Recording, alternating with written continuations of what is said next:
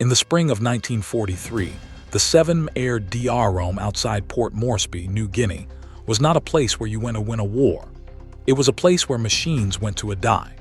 The tropical heat sat on the runway like a physical weight, baking the aluminum skins of the aircraft until they were too hot to touch. The air smelled of agas, rotting jungle vegetation, and the sour sweat of men who hadn't slept in a week. At the far end of the tarmac, away from the active flight line, sat the boneyard. This was the elephant graveyard of the 5th Air Force. It was a collection of broken B-7 bombers that had been chewed up by Japanese fighters and spit out by the sky. Some had missing wings, others had fuselages that looked like Swiss cheese. They were stripped for parts, scavenged by mechanics to keep the few flying planes in the air.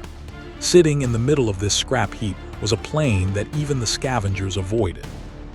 It was B-7 serial number 412,666. The tail number ended in 666.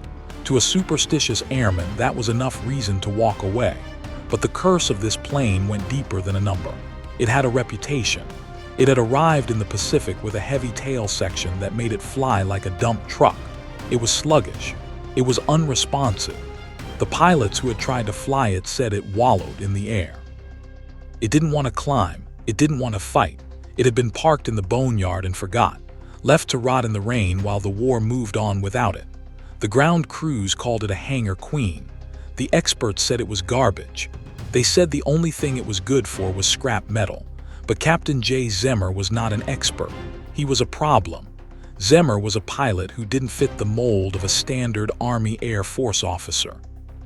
He was 34 years old, older than most of the kids flying the heavy iron. He had a reputation for being difficult. He didn't like flying in formation. He didn't like waiting for orders. He had a condition that made it impossible for him to sleep for long periods. So he spent his nights wandering the flight line with a flashlight, looking at engines, looking at maps, looking for something to do. The brass called him an eager beaver, which in the military is not a compliment. It means you are a loose cannon. It means you take risks that aren't calculated. Zeamer had been floating around the squadron without a crew and without a plane. Nobody wanted to fly with him because he was too aggressive. Nobody wanted to give him a plane because he would probably break it. So he spent his time in the boneyard. He looked at the neglected airframe. He didn't see a pile of junk. He saw a project. He saw a heavy, stable platform that nobody else wanted. He knew that in a war where planes were scarce, a pilot with his own bomber, even a broken one, was his own boss. He could volunteer for the missions nobody else wanted. He could fly on his own terms. He started spending his days working on the cursed plane. He cleaned the spark plugs. He patched the holes in the aluminum skin with scraps of metal from other wrecks. He tuned the engines until they stopped coughing and started roaring. He treated the discarded machine like a classic car restoration. The other pilots laughed at him. They asked him why he was wasting his time on a lemon. They asked him if he planned to taxi it into combat because it certainly wasn't going to fly. Zeamer ignored them. He was building something, but a pilot is nothing without a crew. And no sane airman would volunteer to fly in a cursed plane with a pilot who couldn't sleep. So Zeamer recruited the insane ones. He went to the bar. He went to the brig. He looked for the men who were on the verge of being court-martialed or kicked out. He looked for the screw-ups. He found Joseph Sarnoski, a bombardier who was arguably the best shot in the Pacific, but had a reputation for insubordination. Sarnoski was a man who hated discipline but loved to fight. He became Zeamer's right hand. Together, they went through the roster like shoppers at a discount store. They found a navigator who had been rejected by other crews. They found gunners who had attitude problems. They assembled a collection of misfits, renegades, and cast-offs. This was the eager Beavers crew. They were the bad news bears of the 5th Air Force. While Zeamer was building his Frankenstein plane, the war in the Pacific was hitting a wall. The American forces were trying to push north toward the Philippines. But there was a massive obstacle in their path, the island of Bougainville. This was a Japanese fortress. It was a jagged volcanic rock covered in jungle and ringed with airfields. The Japanese had turned it into a hornet's nest. They had hundreds of Zero fighters stationed there. They had anti-aircraft guns covering every approach. Intelligence knew that if the Americans tried to invade Bougainville without knowing exactly where the guns were, it would be a massacre. They needed a map. They needed detailed high-resolution photographs of the coastlines, the reefs, and the airfields. But getting those photos was considered impossible. To map the island, a plane would have to fly straight and level for 20 minutes. It would have to fly in daylight, and it would have to fly alone. A formation of bombers would be too slow and would attract too much attention. A single fighter plane didn't have the range or the cameras. It had to be a heavy bomber. The generals looked at the mission profile and saw a suicide note. Sending a single B-7 over Bougainville in broad daylight was like sending a slow cow to walk through a tank of piranhas. The Japanese Zeros would swarm it. They would cut it to pieces before the photographer could even open the shutter. The mission was circulated through the squadrons. Every experienced pilot turned it down. They weren't cowards. They were just good at math. 1 bomber versus 100 Zeros equals 0 survivors. The command was stuck. They needed the photos, but they couldn't order a crew to commit suicide. They needed volunteers. Zeamer heard about the mission. He was standing on the tarmac, wiping grease off his hands, looking at his resurrected bomber. He looked at Sarnoski. They didn't do the math. They didn't think about the odds. They thought about the opportunity. This was the ticket. If they volunteered for the impossible run, the brass would have to let them fly. They would have to let them take the boneyard bomber into combat. Zeamer walked into the operations tent and put his name on the list. The operations officer looked at him like he was crazy. He looked at the tail number of the plane Zeamer intended to fly. He tried to talk him out of it. He explained that the plane was a dog. He explained that the Japanese defenses on Bougainville were the densest in the Solomon Islands. He explained that nobody had ever flown a mapping run over that sector and come back alive. Zeamer just smiled. He said his crew was ready. He said his plane was ready. He said he would get the pictures or he wouldn't come back. The officer stamped the papers. He probably thought he was signing a death certificate, but Zeamer wasn't planning to go over Bougainville in a standard B-7. He knew the experts were right about one thing. A standard bomber would be slaughtered. A standard B-7 had blind spots. It had weak points. The Japanese pilots knew these weak points. They knew that if they attacked from the front straight at the nose, the bomber had very little firepower to stop them. The standard nose gun was a small .30 caliber machine gun that couldn't hit hard enough or far enough to stop a charging Zero. It was a defensive weapon meant to scare planes away, not kill them. Zeamer knew that if he was going to survive a solo run, he didn't need to scare them. He needed to destroy them. He went back to the boneyard. He told his crew to grab wrenches and welding torches. They were going to do something that was strictly against regulations. They were going to modify the airframe. The manual said the B-7 carried 10 machine guns. Zeamer decided that wasn't enough. He wanted more. He wanted a flying battleship. They scavenged guns from wrecked planes. They found heavy .50 caliber machine guns, the kind that could punch through an engine block at half a mile. They started cutting holes in the fuselage of the resurrected wreck. They mounted guns in the waist windows. They mounted guns in the floor. They doubled the firepower, but the biggest change was in the nose. Zeamer wanted a gun that he could fire himself. He wanted to turn the heavy bomber into a fighter. He found a fixed gun mount, usually used on attack aircraft, and bolted a .50 caliber machine gun directly to the floor of the cockpit, aiming forward through the nose glass. He rigged a trigger to the control yoke. This was insane. A B-7 pilot is supposed to fly the plane, not shoot. The engineers would have screamed if they saw it. They would have said the recoil would crack the glass. They would have said the weight would throw off the center of gravity. They would have said it was impossible to aim a 30-ton bomber like a rifle. Zeamer didn't care what the engineers thought. He sat in the cockpit and sighted the gun. He imagined a Japanese Zero coming at him head-on. He imagined the surprise on the enemy pilot's face when the helpless bomber started spitting heavy lead from the nose. He knew that the only way to survive the swarm was to be the porcupine. He told Sarnoski to mount another .50 caliber in the nose on a flexible mount so the bombardier could sweep the sky. They packed the plane with ammunition. They loaded the cameras. They filled the fuel tanks to the brim. On the morning of the mission, the flying battleship sat on the runway, heavy and menacing. It looked different, bristling with 19 machine guns, nearly double the standard loadout. It sat low on its landing gear, groaning under the weight of the extra steel and lead. The other crews watched them prepare. There were no jokes this time. There was a quiet, somber respect. It was the kind of look you give a man who is walking to the electric chair. They knew where Zeamer was going.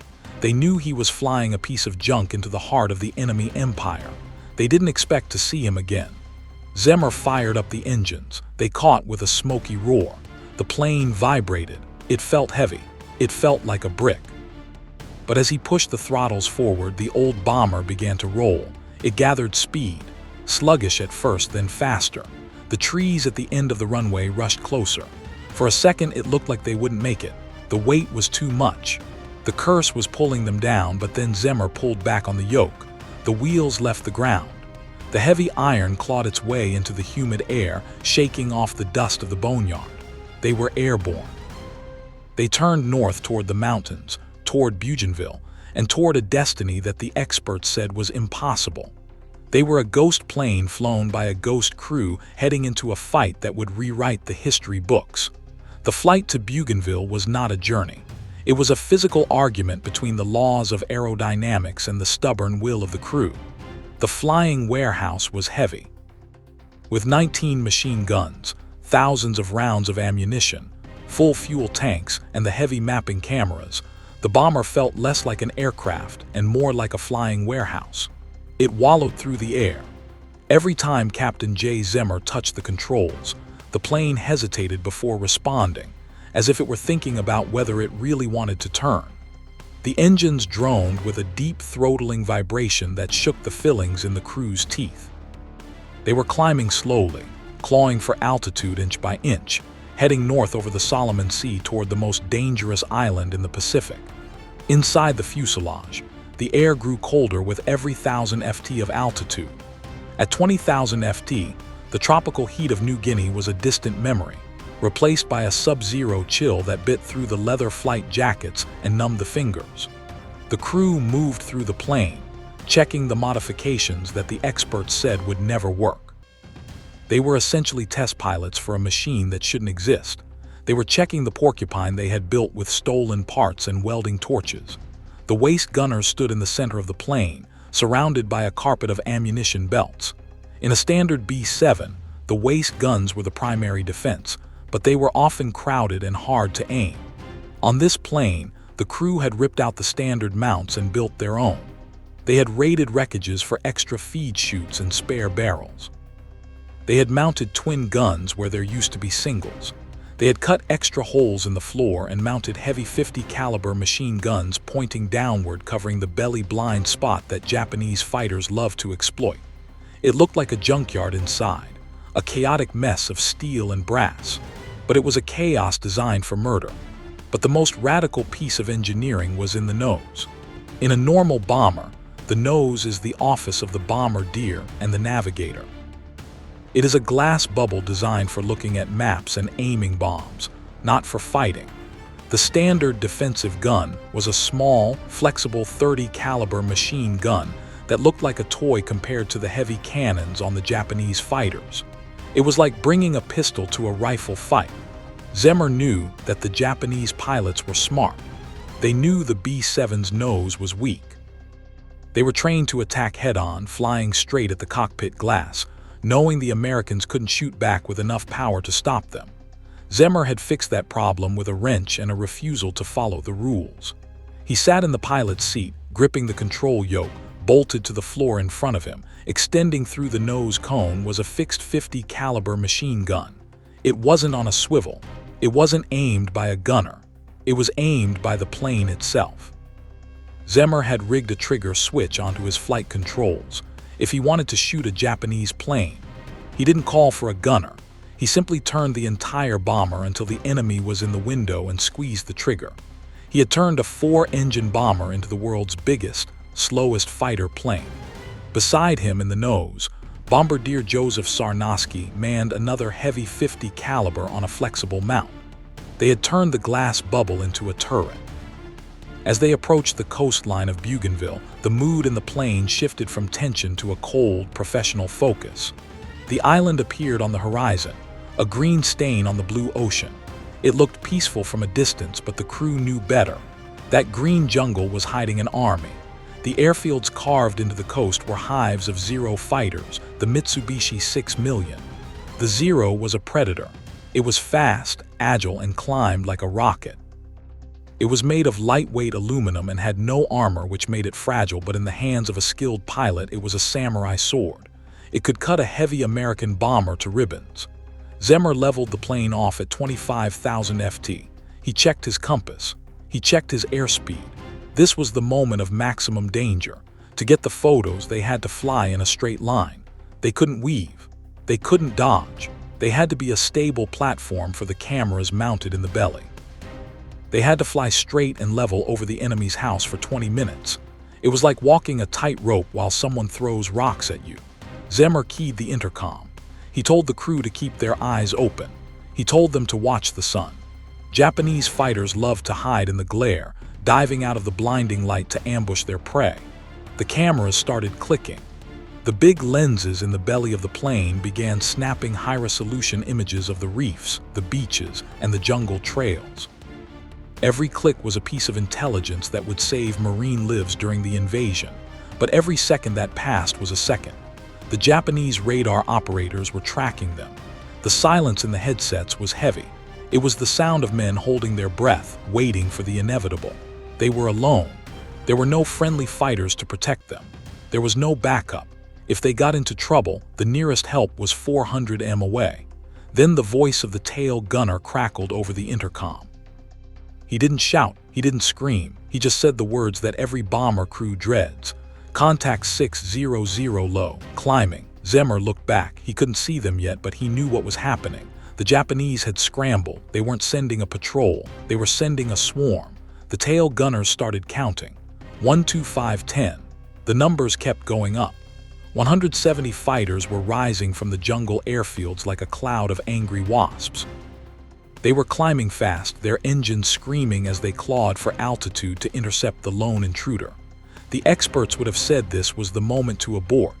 A sane pilot would have shoved the throttles to the firewall, dropped the nose, and dove for the cloud cover. One bomber against 17 fighters is not a battle. It is an execution. But Zeamer didn't turn. He didn't dive. He held the line. He needed the photos.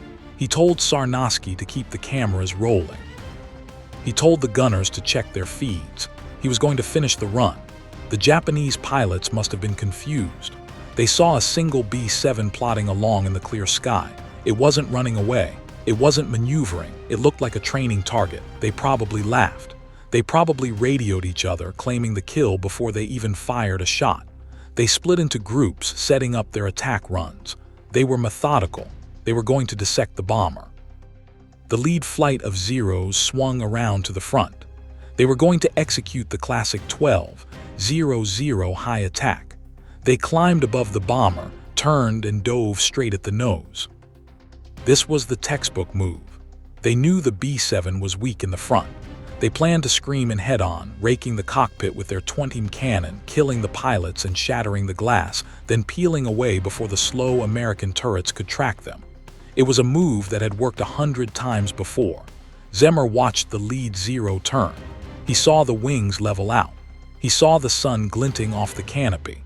The Japanese pilot was coming straight down the pipe, committed to the collision course. Zeamer didn't flinch. He didn't bank away to avoid the fire. Instead, he did something the Japanese pilot never expected. He turned the bomber toward the fighter.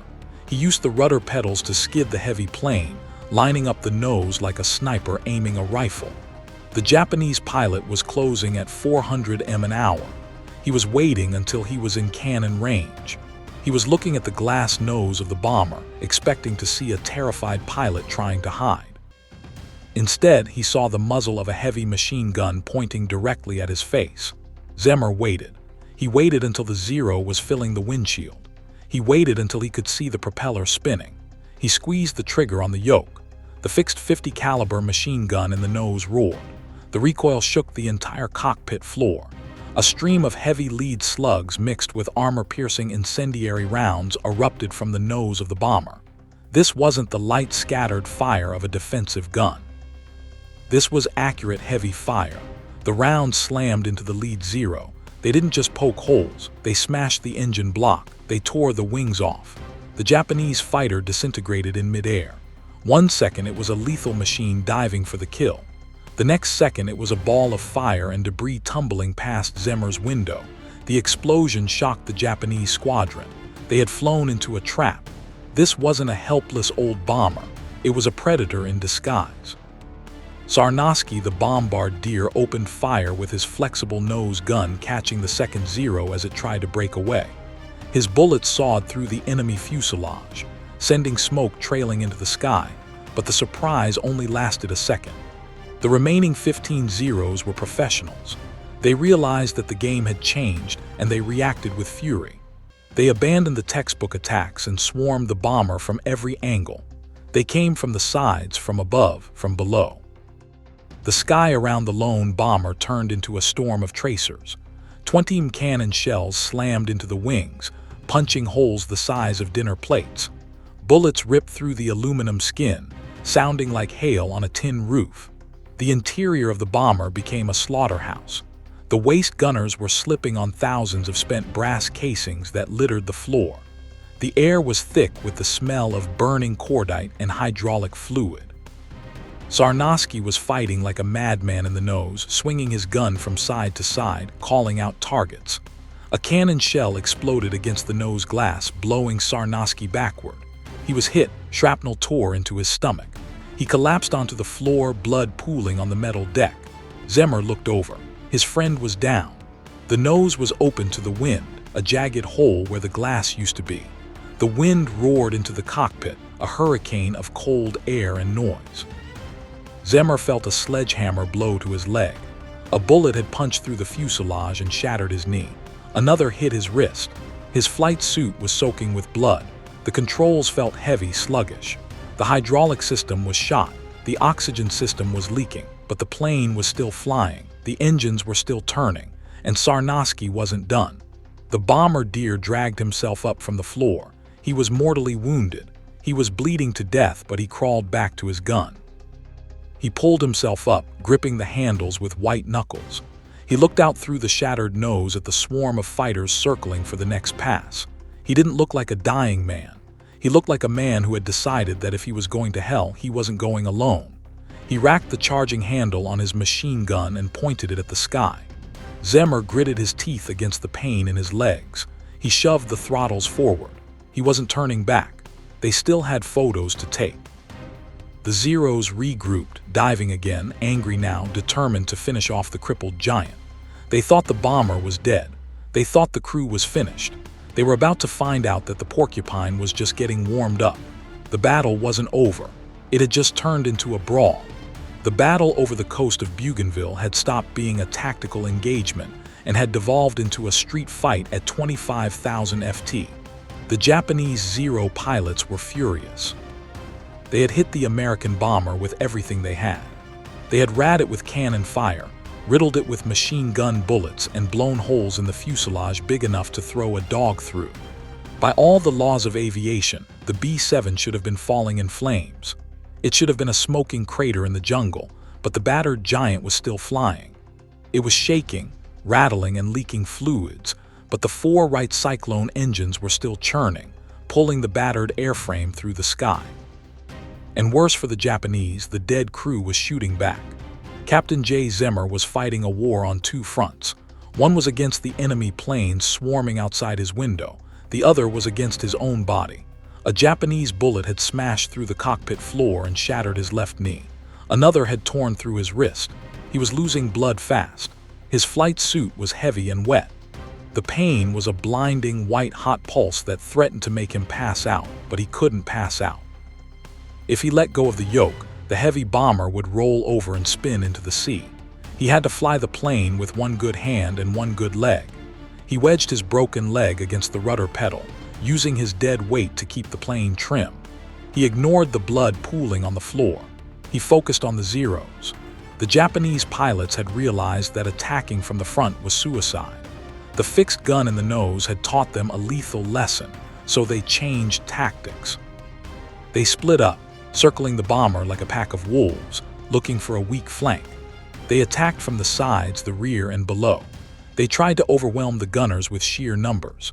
They came in waves 3 or 4 at a time, their wings lighting up with muzzle flashes, but Zeamer's unauthorized modifications were waiting for them. When a flight of Zeros dove on the waist of the bomber, expecting to find the standard single guns, they were met by a wall of lead from the twin-mounted .50 calibers. The American gunners weren't firing defensive bursts. They were pouring fire into the enemy. The waist of the plane was a chaotic scene. The gunners were slipping on thousands of spent brass casings that rolled around the floor like marbles. They were shouting targets to each other, swinging the heavy guns on their custom mounts, tracking the fast-moving fighters. The air inside the fuselage was thick with smoke. In the nose, Bombardier Joseph Sarnoski was dying. The shrapnel wound in his stomach was fatal. He knew it. The rest of the crew knew it. He had collapsed earlier, but the sound of the guns had woken him up. He had dragged himself back to his station, pulling his body up to the flexible machine gun. A Japanese fighter, thinking the nose gunner was dead, made a slow, arrogant pass across the front of the bomber, banking to show its belly. It was a fatal mistake. Sarnoski opened fire. He didn't have the strength to aim perfectly, but he had the instinct. He walked the tracers into the Zero's fuel tank. The Japanese plane exploded, disappearing in a flash of orange fire. Sarnoski slumped back against the bulkhead, exhausted, but he kept his hand on the trigger. He refused to leave his post. The battle dragged on. 5 minutes, 10 minutes, 15. In an air war, a dogfight usually lasts seconds. This was a marathon. The Japanese were relentless. They shot out the hydraulic system, meaning the landing gear and brakes were dead. They shot out the oxygen system. This was critical. At 25,000 FT, the air is too thin to breathe. Without oxygen masks, a man passes out in minutes. Zeamer realized the danger. He had to get down, he had to dive. But if he dove, he would lose the altitude advantage. He would bring the plane right into the teeth of the anti-aircraft guns on the ground. He made a decision. He pushed the nose down, but not into a steep dive. He entered a shallow, high-speed descent, trading altitude for air speed. He was trying to outrun the swarm. The heavy bomber picked up speed, the airframe groaning under the stress. The wind roared through the shattered nose, freezing the blood on Sarnos's uniform. Zeamer fought the controls. The loss of hydraulics meant he was flying on pure mechanical linkage. He had to muscle the 30-ton plane through the air. Every turn, every correction sent shocks of agony through his shattered leg. The Japanese followed them down. They sensed the kill. They saw the smoke trailing from the No. 3 engine. They saw the pieces of metal falling off the tail. They pressed the attack. A Zero came in from the tail, sitting in the blind spot, pouring cannon fire into the rudder. The tail gunner, Sergeant Puget, was waiting. He had been quiet, conserving his ammo. Now he opened up. He didn't just fire, he surgically dismantled the attacker. He shot the prop off the Zero. The Japanese plane stalled and fell away. Another Zero tried to attack from below, aiming for the ball turret, but the ball turret gunner was already tracking him. The gunner spun the turret, tracking the fighter as it climbed. He waited until the Zero was close, then unleashed a long burst. The Japanese plane flew right into the stream of bullets. The engine block shattered. The pilot belayed out, his parachute popping open white against the blue sky. The crew of the Flying Fortress was methodical. They weren't panicking. They were angry. They had been sent to die in a junk plane, and they were taking it personally. They were making the Japanese pay for every inch of sky. They had shot down 2 fighters, then 3, then 4. The Japanese squadron was losing planes faster than they could believe. They had never seen a bomber fight like this. It was like fighting a battleship that could fly. Zeamer checked his watch. They had been fighting for 40 minutes of continuous combat. The ammunition was running low. The gunners were shouting that their barrels were overheating. The plane was barely holding together. The instrument panel was smashed. The radio was dead. The rudder cables were frayed, hanging by a few strands of wire, and Zeamer was fatting. The blood loss was making him dizzy. His vision was tunneling. He could see the horizon, but the edges of the world were turning gray. He slapped his own face to stay awake. He couldn't die yet, he had to get them home.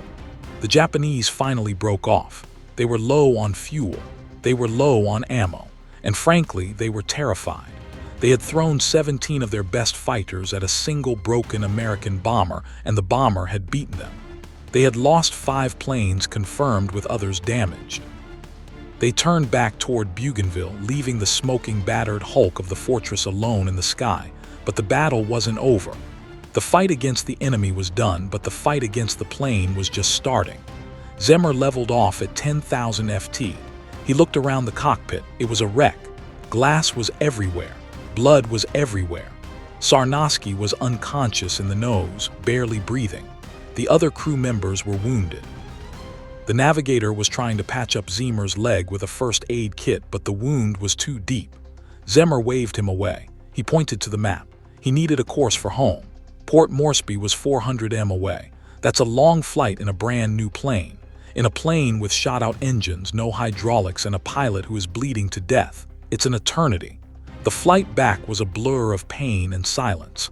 Zeamer drifted in and out of consciousness. He would black out for a second. The plane would dip and the adrenaline would snap him back awake. He hallucinated. He thought he saw Zeros in the clouds. He thought he saw the runway, but it was just the ocean. The crew tried to help him. The co-pilot offered to take the controls, but Zeamer refused. He knew the plane better than anyone. He knew its quirks.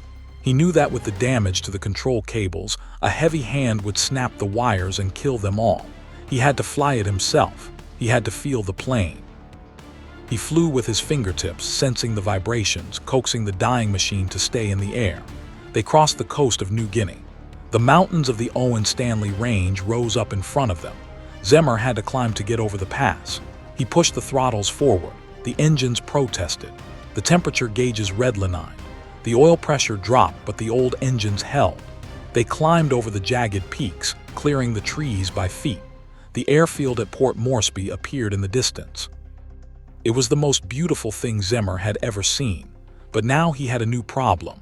No hydraulics meant no brakes and no flaps. He would have to land the heavy bomber at high speed. And once he touched down, he wouldn't be able to stop. And he had one good leg to work the rudder. He called the tower. No answer. The radio was dead. He fired a red flare from the cockpit window to signal an emergency. The ground crews saw the battered plane approaching and cleared the runway. Fire trucks raced to the tarmac. Ambulances waited. Zeamer lined up the approach. The plane was coming in hot. He cut the power. The crippled bomber dropped toward the ground. Zeamer fought the crosswind. He had to keep the wings level. If a wingtip caught the ground at this speed, the plane would cartwheel and explode.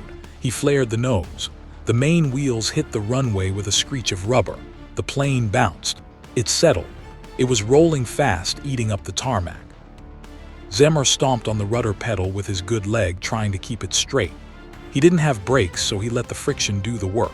The plane rolled and rolled. It reached the end of the runway. It rolled into the dirt. It finally groaned to a stop in a cloud of dust just feet from the jungle edge. The silence that followed was deafening. The engine sputtered and died. The prop stopped turning. Zeamer slumped over the yoke. He had done it. He had brought them back. He closed his eyes, letting the darkness finally take him. He didn't hear the sirens. He didn't hear the mechanics shouting as they ran toward the plane. He didn't see the look of horror on their faces as they saw the condition of the aircraft. The plane looked like it had been put through a meat grinder. There were hundreds of bullet holes. The nose was gone. The tail was shredded. It was a miracle that the pieces had stayed in formation long enough to land. The medics pulled Zeamer out of the cockpit. He was unconscious, pale as a sheet. They pulled Sarnoski out of the nose. He was still alive, but barely. He looked up at the pilot being loaded onto a stretcher. He whispered something, but nobody heard it. The rest of the crew stumbled out of the waist door, kissing the ground. They looked at their plane. It was leaking oil and fuel into the dirt. It looked like a corpse, but it was the corpse that had saved their lives. They had flown into the mouth of hell, spat in the devil's eye, and walked back out. The misfit crew had done the impossible, but the cost was high. The real fight for Jay Zeamer and Joe Sarnoski was just beginning in the hospital tent. The war was over for them, but the legend of the boneyard bomber was just being born. When the dust finally settled on the runway at Port Moresby, the silence around the shattered plane was heavier than the noise of the battle. The ground crews who ran out to the plane stopped 10 ft away, staring in disbelief. They were used to seeing damaged planes. They were used to patching bullet holes and replacing engine cowlings, but this was different. The bomber looked like it had been used for target practice by the entire Japanese Navy. There wasn't a single square foot of aluminum that wasn't dented, torn, or perforated. The tail section was hanging by shreds of metal. The rudder was gone. The wings looked like lace. The nose. The glass office where Joe Sarnoski had fought his last battle was completely shattered, open to the air, covered in blood and spent brass casings. The mechanics started counting the holes. They stopped when they reached 100. Then they stopped when they reached 150. The final count was staggering. There were 187 bullet holes and 5 large cannon shell holes in the fuselage. That was just the damage they could see. Inside the plane was a wreck. The control cables were frayed down to the last wire. The hydraulic lines were severed. The oxygen tanks were punctured. By every rule of engineering, the plane should have broken apart in midair. The main wing spar, the solid steel beam that holds the wings onto the body, was cracked. If Zeamer had pulled the yoke just a little harder during the landing, the wings would have snapped off. The plane hadn't flown back on aerodynamics. It had flown back on habit. The medics carefully pulled the crew from the wreckage. It was a grim procession. Captain J was unconscious. His flight suit soaked in blood from the waist down. His leg was a ruin. The doctors who triaged him on the tarmac didn't think he would survive the night. He had lost half his blood volume. He had been flying a 30-ton bomber for 2 hours while bleeding to death. Bombardier Joseph Sarnoski was lifted out next. He was still alive, but barely. He had taken a 20 cannon shell to the stomach. In any other situation, he would have collapsed instantly.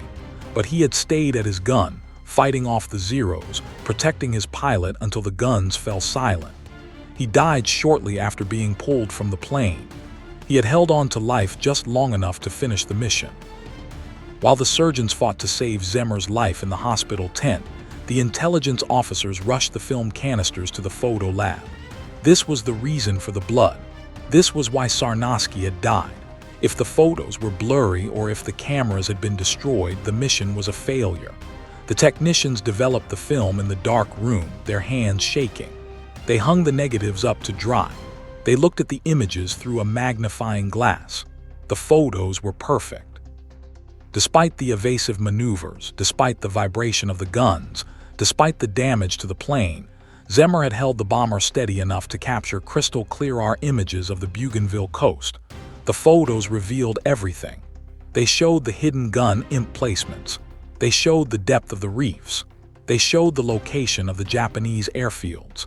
It was the impossible map that the generals had asked for. Those photos became the blueprint for the invasion. When the U.S. Marines eventually stormed the beaches of Bougainville later that year, they knew exactly where to go. They knew where the bunkers were. Countless American lives were saved because a misfit crew refused to turn back when the sky turned black with fighters. Zeamer didn't wake up for days. He lay in a coma, his body fighting the shock and the infection. When he finally opened his eyes, he was weak, unable to move his legs. The doctors told him he might never walk again. They told him that Sarnoski was gone. It was a bitter pill to swallow. Zeamer had built the crew. He had modified the plane and he had led them into the fire. He felt the weight of command, the heavy burden of the survivor. But then the news started to trickle in from the rest of the squadron. The story of the dogfight had spread. The other pilots were talking about the porcupine that had fought off 17 Zeros. They were talking about the nose gun. They were talking about the crew that didn't know how to die. The Army Air Force couldn't ignore what had happened. The experts who had called the plane a piece of junk, and the crew's screw-ups were silenced by the sheer magnitude of the victory. They had to rewrite the record books. The eager Beavers became the most decorated squad in the Pacific Theater. Every single man on the plane received a medal, but the highest honors were reserved for the pilot and the bombardier. Captain J. Zeamer and Second Lieutenant Joseph Sarnoski were both awarded the Medal of Honor. It is the highest military decoration the United States can bestow. It is rare for two men on the same plane to receive it for the same mission. It speaks to the intensity of the fight. The citations spoke of conspicuous gallantry and intrepidity at the risk of life, but the words on the paper couldn't capture the reality of that cockpit. They couldn't capture the sound of the wind screaming through the shattered nose or the feeling of the controls fighting against a dead leg. They gave Zeamer the medal in the hospital. He was still in a cast, looking thin and frail, a stark contrast to the heavy bomber he had wrestled through the sky. He accepted it not for himself, but for Sarnoski. As for the legendary machine, the plane itself, its war was over. The mechanics looked at the damage and shook their heads. It was beyond repair. You couldn't patch it this time. The structural damage was too severe. It was towed back to the boneyard, back to the scrap heap where Zeamer had found it. But this time it wasn't parked with the junk. It was parked with reverence. It sat there under the tropical sun, its aluminum skin fatting, its guns removed, a silent monument to the violence of 1943. Pilots would walk out to look at it. They would run their hands over the jagged holes. They would look at the fixed gun mount in the floor of the cockpit and shake their heads. It was a machine that had done the impossible simply because the men inside it refused to accept that it couldn't be done. Zeamer defied the doctors just like he defied the Japanese. He learned to walk again. It took time. It took pain. And it took the same stubbornness that had kept him in the air. But he got back on his feet. He survived the war. He returned to the United States. A quiet hero in a country celebrating the end of the conflict. He didn't write books. He didn't go on tour. He lived a modest life. He worked in the aviation industry, staying close to the machines he loved. He eventually moved to Maine, settled down, and raised a family. If you met him in his later years, you wouldn't know he was a legend. He was just a kind, soft-spoken old man who liked to sit on his porch. He didn't brag about the time he took on an entire enemy Air Force solo. He didn't brag about the Medal of Honor.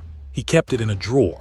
But in his quiet moments, he must have thought back to that runway in Port Moresby. He must have remembered the smell of the grease and the sound of the radial engines coughing to life. He must have remembered the faces of the misfits, the guys nobody else wanted, who turned out to be the best crew in the world. Zeamer passed away in 2007. He was 88 years old. He was the last surviving Medal of Honor recipient from the Army Air Force. With his death, the final link to that terrible, glorious day over Bougainville was broken. But stories have a way of outliving the people who live them. The story of this impossible plane is still told in flight schools and mess halls. It is studied by historians. It is whispered by mechanics. We tell this story today because it's easy to get hypnotized by specs and spreadsheets. On paper, serial number 666 should have been scrap metal. The manual said it was too slow, too shot up and flown by the wrong kind of crew. But the numbers never accounted for a pilot who refused to quit and a bombardier who kept firing while he bled out in the nose. You can measure horsepower and wing loading. You can't measure spite, loyalty, or sheer stubborn rage. Zeamer and his renegades proved that a cursed plane is only cursed if you believe it is. They proved that a misfit is just a hero who hasn't found his fight yet. They took a broken machine and a broken reputation and forged them into a weapon that broke the back of the Japanese defenses. They reminded us that in the end, it's not the plane that makes the ace, it's the ace that makes the plane. So the next time you feel like the odds are stacked against you, the next time the experts tell you that your plan is crazy or your equipment is junk, remember the porcupine, remember the 19 guns, remember the solo run, and remember that as long as you have enough gas to fly and enough guts to pull the trigger, you are never out of the fight. If this story of the bomber that wouldn't die fired you up, smash that like button. It helps us find more lost legends from the archives. Subscribe to the channel so you don't miss our next deep dive into the history they left out of the textbooks. And tell us in the comments what is another example of a cursed weapon that ended up becoming a legend. We read every single one. Thank you for watching. Thank you for remembering the cursed bomber.